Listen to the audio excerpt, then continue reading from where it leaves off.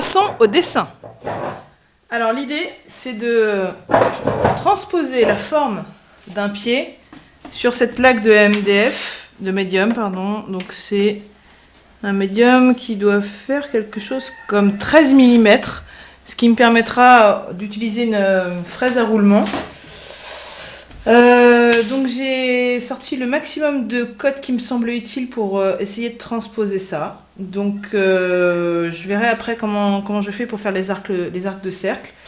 Je vais probablement me débrouiller. Donc voilà, c'est parti. On essaye de faire au mieux. Et je pense que je vais avoir besoin d'une gomme.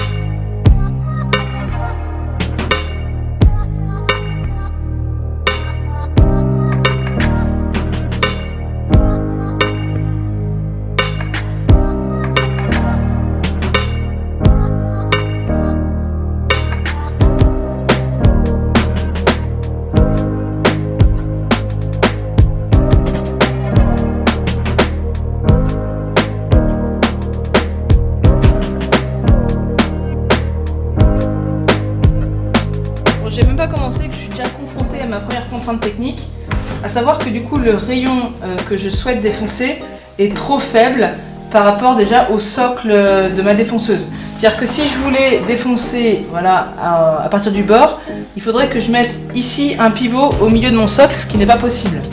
Alors j'ai bien vu qu'il y avait un gabarit qui a vraiment l'air bien sympa, surtout en bois, fait par Samuel Mamias, mais bon, j'ai pas encore eu le temps de le concevoir.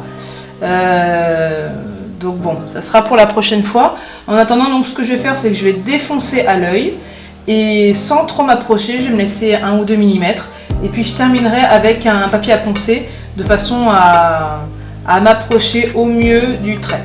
Voilà, on essaye. Si ça fonctionne pas, on refera différemment.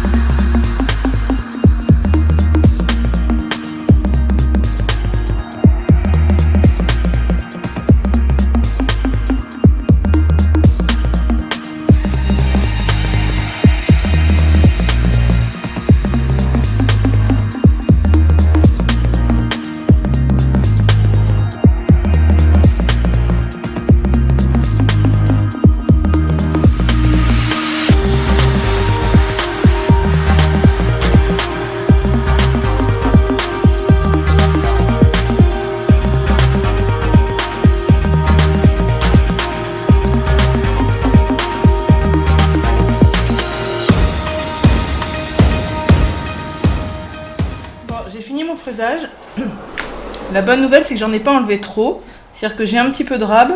Donc il va falloir maintenant que je ponce pour ajuster, pour que les deux pièces rentrent bien ensemble. Donc ça va être le petit défi.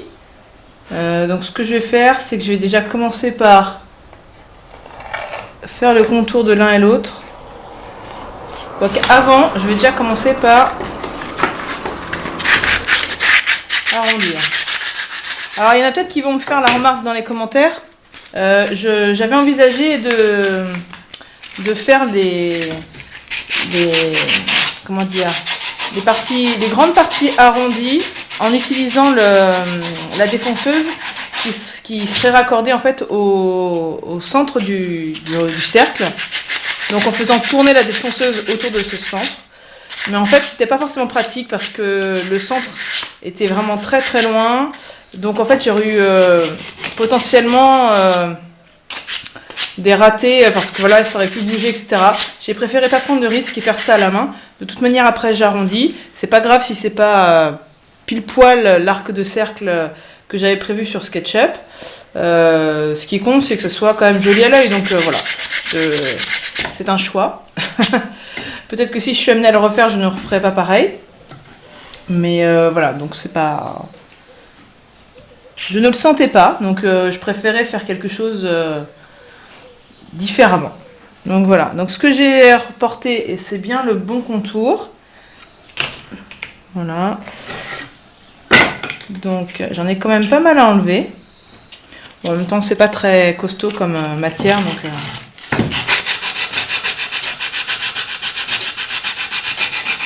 ça s'enlève plutôt bien.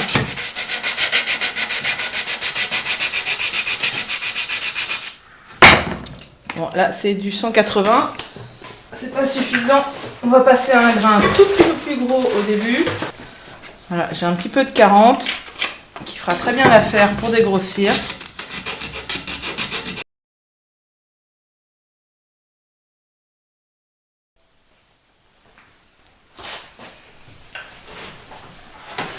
Donc j'ai fait mes deux parties et je me suis dit que ce serait bien de vous faire aussi un petit point sur les options qui s'offraient à moi en dehors de ça, parce que à l'heure où je fais cette vidéo là, je ne sais pas encore si ça va fonctionner. J'espère que ça va fonctionner, mais je ne sais pas encore si ça va fonctionner. En théorie, ça devrait être bon. Alors pourquoi est-ce que j'ai fait ça? Je vous remets dans le concept, dans le contexte, pardon. Donc l'idée, c'est d'avoir deux pièces qui s'emboîtent, d'accord? Et cette intersection va se répéter 4 fois sur mon projet. Donc l'idée, c'est que je puisse répéter 4 fois de façon identique les mêmes fraisages pour du coup en tout 8 extrémités. Parce qu'il y aura 4 pieds ici et 4 extrémités comme ici. Donc en tout, il y a quand même 8 pièces concernées. Alors, vous me direz, mais il suffisait juste de faire, par exemple, cette partie mâle ici, de la transposer avec une fraise sur le bois massif que j'aurais retenu. Alors, pourquoi pas? Donc, ça veut dire que je vais passer ma fraise tout le long ici, tout le long ici, tout le long ici, tout le long ici. Donc certes, le problème, c'est que si je me contente de ça, de ce processus-là, avec une fraise droite ordinaire, du coup, et que je crois que je vais avoir du coup les deux pièces qui s'emboîtent, je fais une erreur. Je vous explique pourquoi en faisant un petit schéma un petit peu grossier, d'accord? Donc, l'idée, on est d'accord, c'est avec la défonceuse de venir avec une fraise droite, faire le contour du gabarit mère, en fait. On va appeler ça le gabarit mère. De façon à avoir un fils, une fille qui puisse après être utilisé dans le projet. Le problème, c'est que la fraise que vous allez utiliser, qu'elle fasse 5, qu'elle fasse 6, qu'elle fasse 7 mm, elle va enlever du bois sur toute cette largeur-là.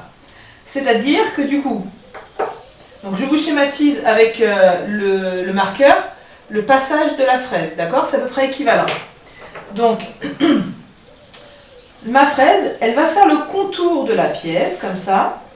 Elle va faire tout bien le contour. Voilà, voilà, voilà. Donc sur son passage, elle va enlever du bois. Ce qui va séparer les deux éléments. Hop. Donc voilà, admettons, c'était ma pièce de massif. Ma fraise est passée. Et donc j'ai deux éléments séparés. Et bien, en fait, je ne peux pas emboîter ces deux éléments-là. Parce qu'il va me manquer de l'épaisseur. Alors, vous allez me dire, quand cette partie-là va se rapprocher de celle-ci, ça va être jointif. Ok, pourquoi pas? Sauf que, si on compare, donc la partie mâle, ici, entre les deux pointes, elle va avoir, par exemple, donc là, je vais vous mesurer exactement ce que j'ai retransféré, ce sera plus simple. Il y a exactement 65 mm. Peut-être mieux si je marque avec ça. Il y a 65 mm entre les deux pointes, ici, qui seront sur la partie mâle. Sauf qu'en fait, sur la partie femelle, et ben, les deux pointes, elles vont être écartées de chaque côté. Pourquoi elles vont être écartées? Parce que de chaque côté, et ben, on aura retiré l'équivalent de la largeur de la fraise. Donc, si je calcule, ici, par exemple, je suis à 75. Hop. Donc, de ici à ici, je suis à 75. Ce qui veut dire que quand je vais emboîter les deux parties après les avoir fraisées, j'aurai un jour de 10 mm au total. Normal, ma fraise fait 5, j'ai enlevé 5 mm d'un côté, 5 mm de l'autre. Donc en fait, quand je vais mettre les deux parties ensemble, il y aura du jeu. Et moi, c'est parce que je recherche, je veux que ce soit l'un collé à l'autre. Donc il y a plusieurs possibilités qui s'offrent à nous, qui sont bien expliquées sur pas mal de tutos, pas mal d'articles dédiés. La première, ça va être d'utiliser du coup un gabarit, un seul gabarit, par exemple le gabarit mâle qui est ici, de l'utiliser avec du coup des bacs de copiage qui vont être en fait en train d'entourer la fraise, et c'est ce contour ici qui va toucher le gabarit. C'est-à-dire que quand on va fraiser, c'est pas directement la fraise, c'est pas directement la mèche de la fraise qui va toucher le bord et qui va suivre, ça va être, hop, je vous remets en situation, la partie cylindrique qui est ici, qui va créer un petit écart, et ce qui fait que la fraise va faire un contour plus large que le gabarit. Donc quand on fait le gabarit, il faut bien prévoir à faire un gabarit plus petit que la pièce que l'on souhaite faire. Alors, le problème, c'est qu'il faut utiliser donc alors ici c'est une bague de copiage de 17 mm, et souvent ce qu'on conseille, c'est d'utiliser un jeu de 17 mm pour une des parties du gabarit, enfin pour faire la partie, la fille du gabarit, donc la première découpe sur le massif. Après on prend une bague de copiage de 27 pour faire la partie femelle qui sera découpée, toujours en utilisant le même gabarit, sauf que vous voyez avec ce gabarit là, on va faire une découpe proche. Avec le gabarit de 27, on va s'écarter un petit peu, et l'idée donc c'est d'avoir par exemple une bague de 17, une bague de 27 et une fraise de 5. Alors pourquoi ces rapports là?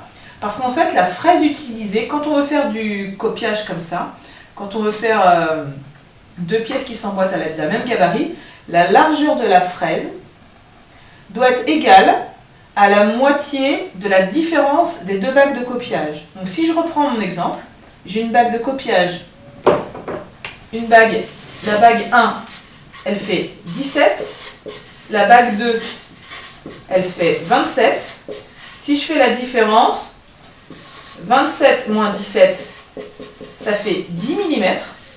Et donc, pour que mes deux bagues, lorsqu'elles fraisent, donc j'ai la bague 1 qui va être positionnée comme ça, la bague 2 va être positionnée un petit peu plus loin parce qu'elle a un diamètre plus important, pour qu'elle fraise au même endroit et que du coup, enfin au même endroit, pour que la ligne de découpe soit au même endroit et que les deux pièces soient bien jointives, il faut que la fraise utilisée soit égale à la moitié de la différence des deux diamètres. Donc il faut que ça soit 10 divisé par 2. Donc dans le cas présent, il faut une bague de 5 mm. Vous n'êtes pas obligé d'utiliser 17-27, mais souvent la 17 est livrée avec les machines. Dans mon cas en tout cas c'était le cas, j'avais une bague de 17. Donc si j'achète une bague de 27 et une fraise de 5 mm, eh bien, je vais pouvoir, à l'aide d'un même gabarit, faire deux découpes successives qui s'emboîteront. Le problème c'est que ça a un coût. Je me suis renseignée rien qu'hier. Pour une bague de ce type-là, il faut compter entre 20 et 30 euros, alors que c'est un modèle Bosch de base. Et en l'occurrence pour la mienne, il n'y a pas l'air d'avoir tellement de bagues commercialisées. Il faut prendre la bague d'un modèle un peu plus élaboré, qui coûte, qui n'est pas du tout adapté du coup à la défonceuse. Et il faut venir casser les arêtes un peu trop saillantes de la pièce qu'on achète pour que ça rentre dans celle-ci. Donc non seulement ça coûte 20 à 30 euros, mais en plus ça ne s'adapte pas forcément sur ma défonceuse. Alors je pense que quand vous avez des festoons, des choses comme ça, il y a beaucoup plus de choix. Et du coup ça s'adapte certainement mieux, mais bon c'est aussi coûteux.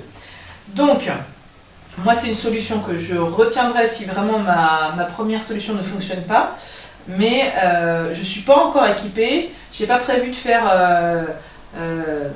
des séries comme ça en défonceuse très régulièrement, donc je préfère investir autrement. Donc ça c'est la première solution, utiliser des bacs de copiage. La seconde, elle est à peu près similaire, toujours à l'aide d'un seul gabarit. En fait, c'est d'utiliser une fraise qui est équipée au-dessus d'un roulement, mais d'un roulement qui est un peu excentré. C'est-à-dire que vous allez avoir ici votre axe de fraise, ici qui va à l'intérieur de la défonceuse.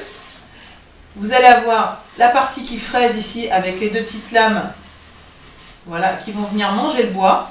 Et à l'extrémité, vous avez un roulement qui est assez grand et qui va venir en appui sur votre gabarit mère. Et c'est lui qui va créer l'écart qu'on va retrouver, si on veut, avec la technique que je vous expliquais tout à l'heure, avec les bacs de copiage. Donc ça, par contre, ce sont des fraises qui sont extrêmement coûteuses. C'est très rentable si on en fait très régulièrement, mais encore une fois, il faut adapter son investissement à l'usage que l'on souhaite faire du produit. Voilà, donc moi, ça ne va pas être ce que je vais retenir. Donc moi, ce que j'ai préféré faire, vu que je n'ai pas les bacs de copiage qu'il faut, vu que j'ai uniquement des fraises droites qui sont simples, mais qui sont fonctionnelles, ce que j'ai préféré tenter de faire, c'est de faire non pas un, mais deux gabarits qui vont bien ensemble. Et donc, je vais utiliser un gabarit pour découper une pièce qui sera du coup identique à mon gabarit dans du massif, parce que la fraise va venir exactement découpée dans la même forme, dans le même contour. Alors, en l'occurrence, ce ne sera pas cette fraise-là, ce sera une fraise à roulement. Je vais vous en sortir une pour vous faire voir, mais je pense que de toute façon, vous savez ce que c'est. Voilà. Donc, une fraise à roulement, c'est tout simplement une fraise ordinaire qui est surmontée ici d'une petite roue qui tourne. La roue, elle est exactement du même diamètre que les lames qui se trouvent en dessous, ce qui fait que quand vous venez mettre votre roulement en appui de la pièce, et ben en dessous la lame va tourner et va découper le bois qui se trouve en partie inférieure ou en partie supérieure de... Ça dépend comment vous mettez votre défonceuse. Si vous la mettez en position ordinaire, elle va venir comme ça et puis elle va découper le bois qui se trouve au-dessus. Si vous avez une défonceuse sous table, ça va être la bille qui va être, le roulement qui va être en hauteur et qui va venir faire la découpe du bois qui se trouve en dessous. Donc l'idée c'est que vous découpiez quand même grossièrement le massif pour que la fraise ait moins besoin de travailler. Mais du coup ça va reproduire à l'identique dans le massif la forme de votre gabarit. Donc moi ce que je vais tenter de faire d'abord sur une chute pour être certaine, c'est reproduire ce gabarit mâle avec une fraise à roulement, reproduire ce gabarit femelle avec une fraise à roulement, et puis on verra ce que ça donne. Et en théorie, vu que j'aurai les deux parties qui seront identiques à mon gabarit, ça s'emboîtera. Si vous préférez utiliser du coup des bacs de copiage, comme je vous le disais, la bac de copiage va créer un petit écart parce que du coup la fraise qui se trouve va être excentrée par rapport au repère. Donc il faut prévoir de faire un gabarit qui soit un petit peu inférieur, qui soit adapté dans ses dimensions à la réalité du fraisage qui sera effectué. Donc voilà, je ne sais pas si c'est très clair. En tout cas, ça l'est pour moi parce que j'ai un peu potassé le truc. J'ai jamais réalisé ça, donc ça va être un petit challenge. J'espère que ça va être concluant. Parce que voilà, j'ai passé du temps et puis j'aimerais bien arriver à réaliser ce que j'ai prévu. Mais en tout état de cause, voilà, ça demande un petit peu de malice, d'ingéniosité si on ne souhaite pas investir. Donc voilà, si vous avez déjà fait ça, n'hésitez pas à partager vos conseils, vos impressions. Ça sera utile à tous ceux qui liront les commentaires. Donc l'idée aussi de la vidéo, c'est de partager le fruit des réflexions et des expériences. Donc n'hésitez pas à contribuer. Je vais donc faire ma petite expérience et je filmerai ça comme d'habitude. De toute façon, le projet va s'étaler sur plusieurs jours, plusieurs semaines, parce que je n'y consacre pas un temps plein, j'ai mon activité à côté. Donc je vais faire des petites séquences en plusieurs épisodes de façon à vous tenir informé des différentes étapes. Pour l'instant, on en est à la conception, à la réflexion, et puis on passera bientôt aux découpes. Je l'espère qu'ils s'avèreront concluantes, on fera un petit test. Et puis, si tout va bien, un enfant dormira dedans bientôt. Voilà, bah écoutez, n'hésitez pas à commenter, à partager. Je répondrai à vos questions comme je le fais toujours. Et puis, on verra la suite. Allez, suspense!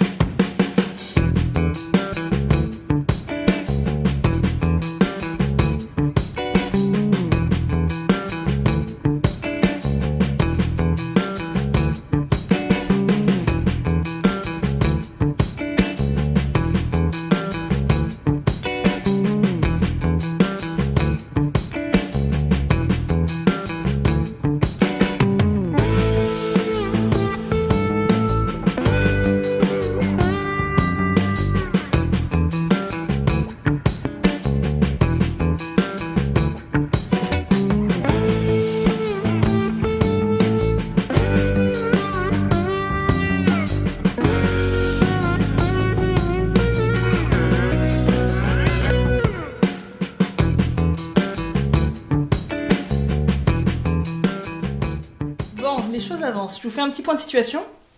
Donc j'ai finalisé mes gabarits de puzzle, donc le gabarit mâle et le gabarit femelle. J'ai eu du coup des petits soucis parce que c'était pas nickel ajusté. Donc ce que j'ai fait, c'est que j'ai rajouté de la pâte à bois dans les endroits où ça manquait. J'ai laissé sécher et j'ai reponcé pour être au plus près de la forme opposée. Donc ça c'était bon. Et vraiment s'il y avait des endroits où c'était un petit peu problématique, j'ai mis une petite surépaisseur avec de l'adhésif pour être sûr que ma fraise en fait n'avait pas trop profond. Et à la rigueur je préfère avoir à poncer très légèrement mes pièces à la fin plutôt que d'avoir un petit creux. Quand bien même, à la fin, de toute façon, il y aura de la colle dans ces assemblages. Donc bon, je suis assez optimiste. Ce que j'ai fait par contre, pour pas me lancer la tête penchée vers n'importe quoi, c'est que j'ai testé ce gabarit-là sur une pièce de médium. Donc ça m'a fait ça, donc ce qui est identique, c'est ce que je souhaitais.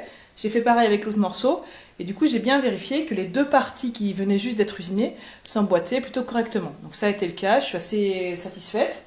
Donc ce que j'ai fait, c'est que j'ai pris du coup les deux plateaux que j'avais collés, et j'ai utilisé mon gabarit comme un peu un emporte-pièce. J'ai fait le traçage des contours sur chacune d'entre elles, et vous le voyez sûrement. Hop, je vous approche. J'ai découpé à la scie sauteuse, mais pas sur le trait, j'ai laissé quelques millimètres, de manière à ce que la fraise ait le moins possible à enlever. Vous voyez, ça c'est le trait en théorie de la pièce qui arrivera qui au final, et du coup moi j'ai laissé un tout petit peu de marge. Donc quand j'ai fait mon test avec mon gabarit, ce que j'avais fait pour fixer les deux pièces ensemble, c'est que j'avais mis du double face, et en fait il y a eu quand même des mouvements, le double face n'a pas été forcément très concluant.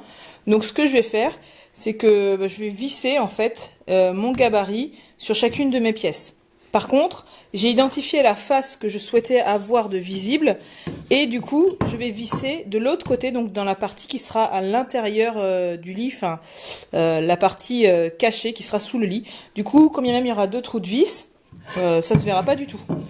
Donc voilà, j'ai bien identifié les parties que je voulais voir, et je pense que de toute manière, je finirai par de la peinture un peu multicolore. Donc voilà, ça cachera un petit peu les défauts parce que le bois est vraiment très varié, il y a un petit peu des nœuds. J'ai essayé de sélectionner au mieux quand je faisais mes découpes, mais de toute façon voilà, ça n'aura pas d'importance parce que ça sera peint. Donc on va visser ça. Donc vous voyez par exemple là c'est la partie que je veux conserver, donc je vais faire le vissage de l'autre côté, ça sera sous le lit, ça ne se verra pas. Je vais visser ça de façon à ce qu'il y ait le moins possible qui sorte de chaque côté. Et je vous emmène au niveau de la fraiseuse parce que j'ai fait mon montage. Voilà, donc il y a une aspiration qui est mise en dessous. Ça permettra d'évacuer mieux les copeaux, de ne pas en mettre trop partout. Donc vous voyez ici, vous avez la fraise qui va tourner. Donc il y a une partie coupante de chaque côté.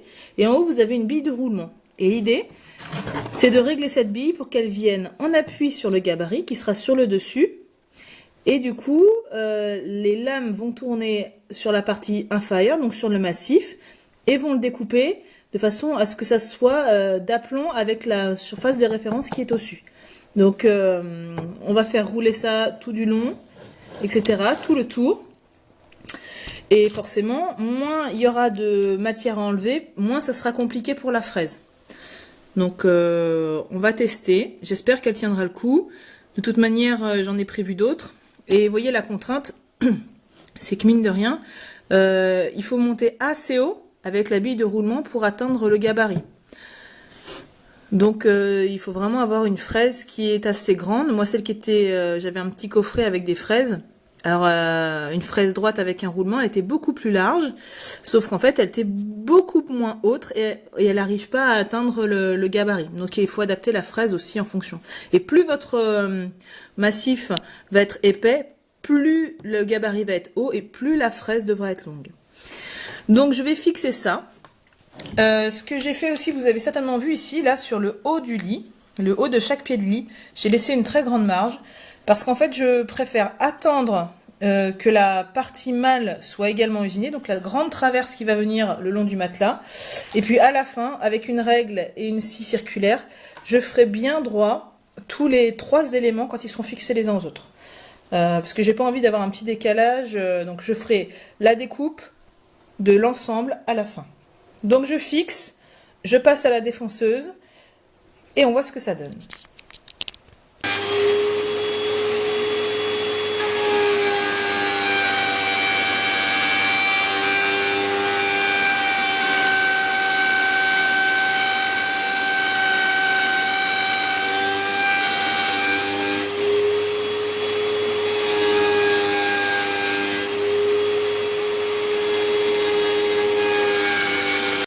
Regardez-moi cette fraise de qualité qui se dévisse, c'est magique.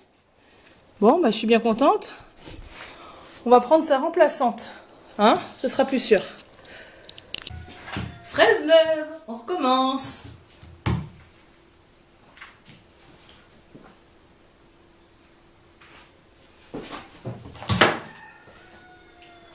Et on n'oublie pas le masque.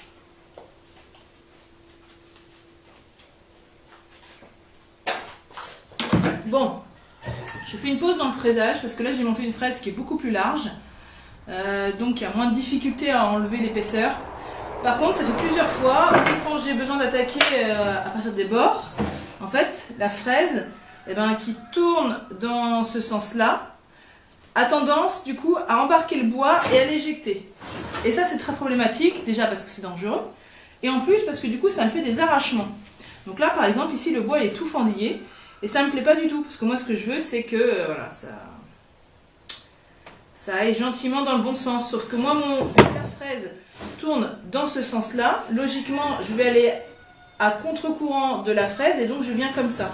Et typiquement pour faire cette façade-là, il faut que j'attaque par là et que je pousse. Sauf que quand j'attaque par là, la fraise, elle m'emmène le bois dans le sens de la rotation. Pourquoi? Parce que j'ai pas assez de prise. En fait, mes prises sont très basses et du coup, je pense que ça n'aide pas. Donc, ce que je vais faire, c'est que j'ai pris des chutes dans ma réserve. Je vais me créer une poignée de fortune. Voilà, rien de bien formidable, mais je pense que ça va déjà aider. Et du coup, j'aurai une meilleure prise en main pour mon gabarit. Donc, on va visser ça. Et puis, on va tester.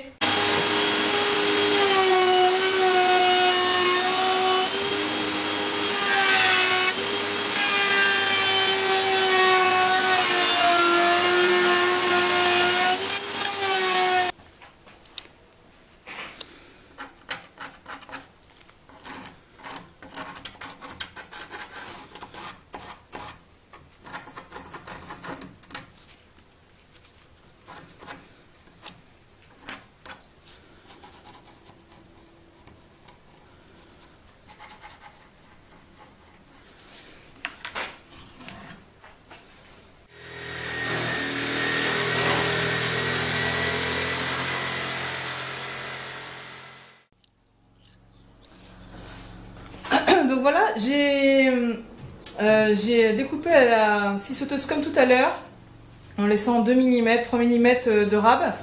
Par contre, je réalise que la grosse fraise que j'avais mise pour remplacer celle qui m'avait fait défaut, elle va pas convenir, parce qu'il faut vraiment que je prenne la même fraise en diamètre que celle de mon gabarit. Parce que mon gabarit qui est ici, je l'ai fait avec une petite fraise. Et en l'occurrence, on va faire un essai, mais je pense que je connais déjà la réponse.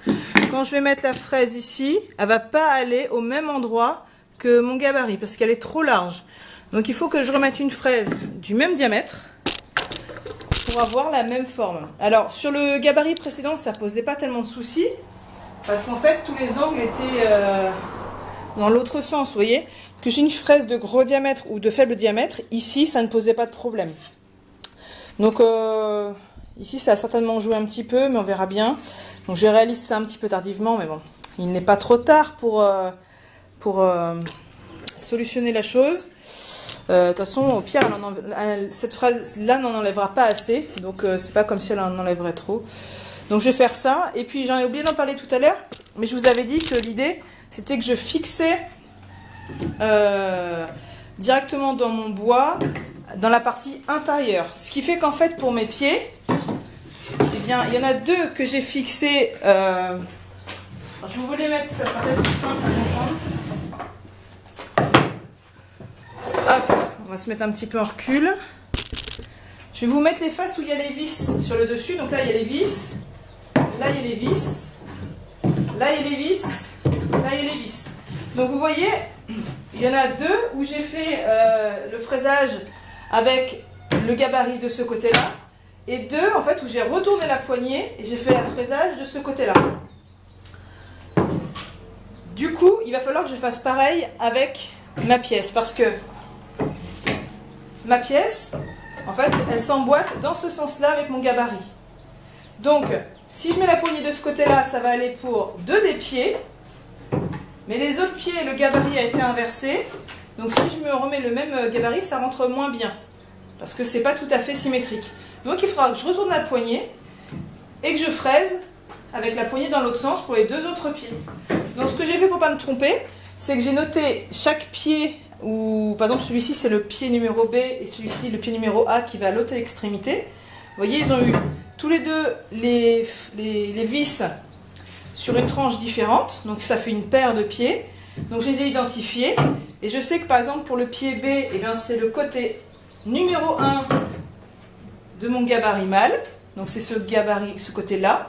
Et de l'autre là-bas, je me suis noté là-bas le numéro 2 et en fait ça va correspondre à cette face-là du gabarit qui devrait être dessus. Donc en fait je vais faire d'abord une extrémité de chaque traverse, je changerai la poignée et je ferai les deux autres extrémités des traverses. Voilà, c'est reparti, on continue le fraisage.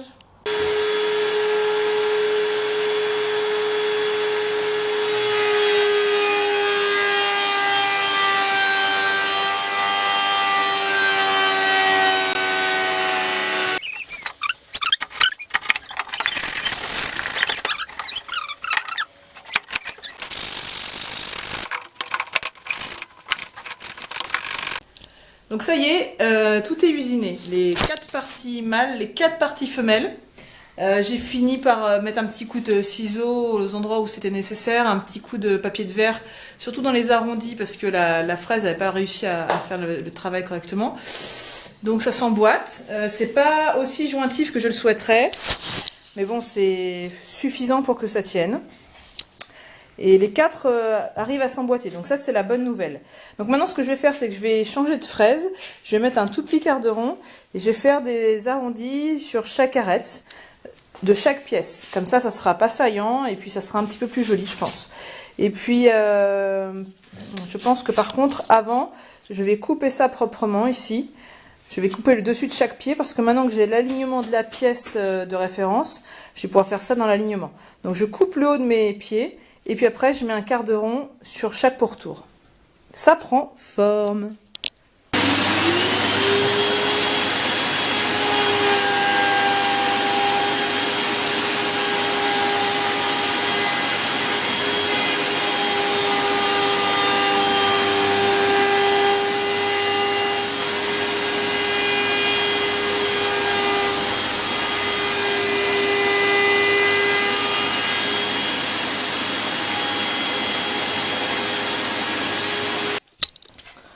Un petit comparatif, alors il y aura un petit coup de ponçage à faire hein, parce que c'est jamais parfait.